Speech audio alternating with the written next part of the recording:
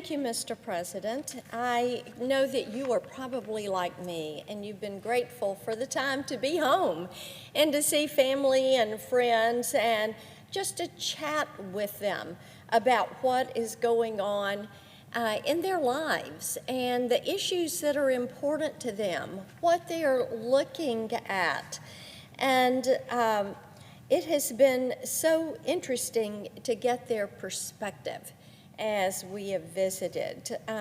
I flipped through the papers yesterday and I realized that many of our friends around town have this renewed sense of optimism about President Biden's ability to lead the country. I found that really quite interesting. But you could look at it and say it may be a new year, but it's the same old Biden. It goes without saying that I do not share what I see as a misguided view. I entered this year with the same healthy skepticism that I had back in December as we were finishing that legislative year. I will say this, that for the past year, the Democratic majority has indulged an administration that has treated their electoral victory like a mandate to enact some of the most irresponsible and radical policies we've seen in over a generation. Now they're dusting off an agenda that is so unhinged, it has kept the Democrats deadlocked against one another for the year. We have seen this agenda breed mistrust, tension, anger between the American people and their government. Few, if any, of those people could state that they are better off now than they were under President Trump and Republican leadership, but still, the Democratic majority has continued to push Biden's agenda on behalf of the most radical portions of their base.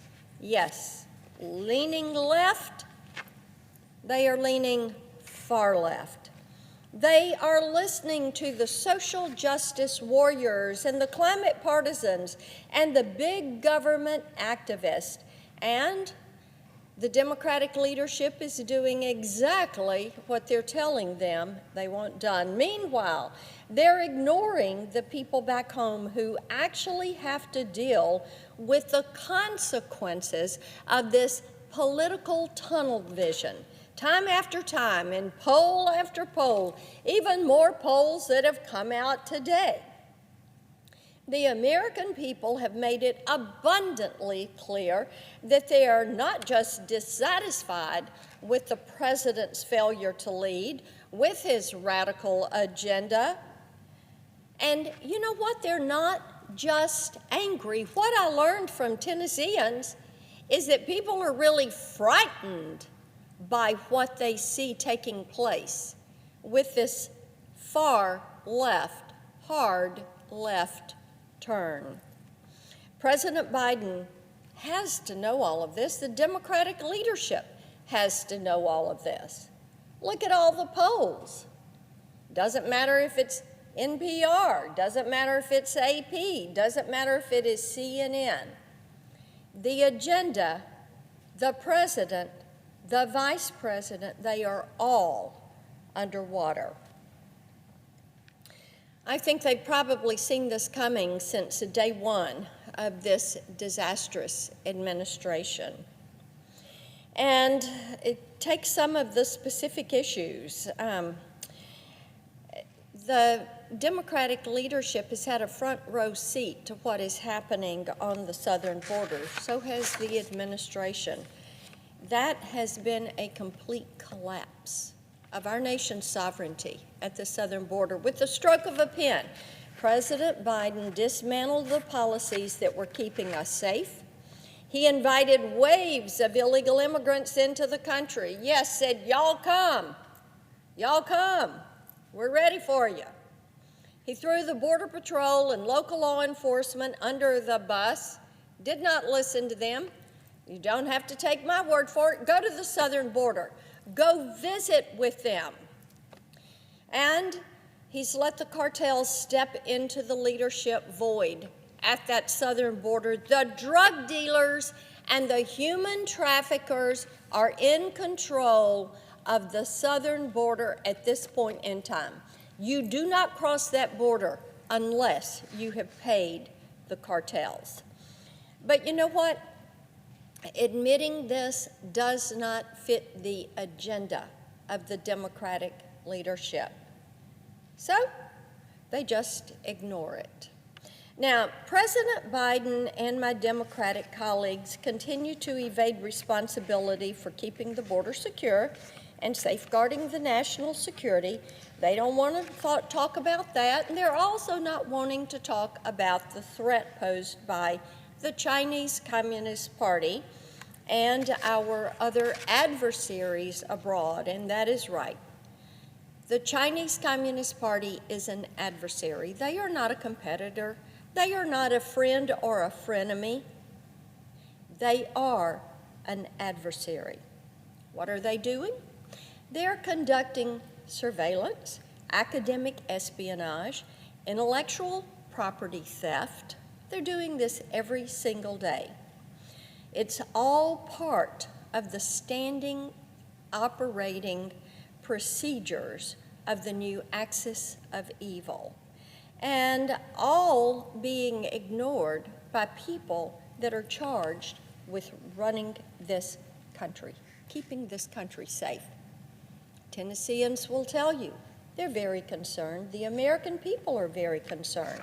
The polls are showing it, and they are blaming the Biden administration for not feeling safe, not feeling secure, for the supply chain crisis, for inflation.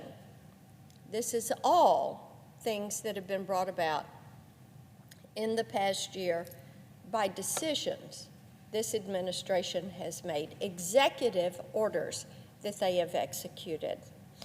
Every time that people in this country pick up their phone, they're faced with the knowledge that many of the programs and social media platforms that they once enjoyed are controlled by people who refuse to prioritize privacy and data security and realize that these cyber protections are important. They're grateful for all the sunlight that you and I, Mr. President, have been able to shine on the problems with big tech. And so many times as I was at home, people would mention to me how much they had learned through the hearings that we have held, the roundtable discussions, and they are wanting to see more attention brought to keeping us safe and limiting the surveillance, the property theft, the academic espionage that the Chinese Communist Party and our adversaries are conducting in the virtual space. And they're looking forward to seeing us translate this bipartisan consensus into action. They're looking forward to what we're going to deliver when it comes to online privacy, data security, Section 230 reforms, to protect our innovators, to protect our children online, to protect our consumers. And Mr. President, when people look at what is being done, like the work we've done on technology policy, and what is not being done when it comes to addressing China, addressing Russia, dealing with Iran, when it comes to dealing with inflation, prices at the pump, and prices that are happening at the grocery store, they look at this and they say, where's the president? Where's the vice president? Where are people that should be working for the American people in Congress? And when we talk about the Democratic leadership, we know that they're busy catering to the most radical fringe of the Democratic Party to do their jobs. And they're too busy with that to govern, or to keep the economy in one piece, and to keep the border intact, or to provide for the common defense, or to exercise a little oversight over some of the world's most powerful corporations. Well, the American people deserve better. Tennesseans are wanting to see action. So while some of our colleagues across the aisle have a renewed sense of optimism about President Biden's ability to pull them out of this skid on this agenda that is going nowhere, the American people have spoken.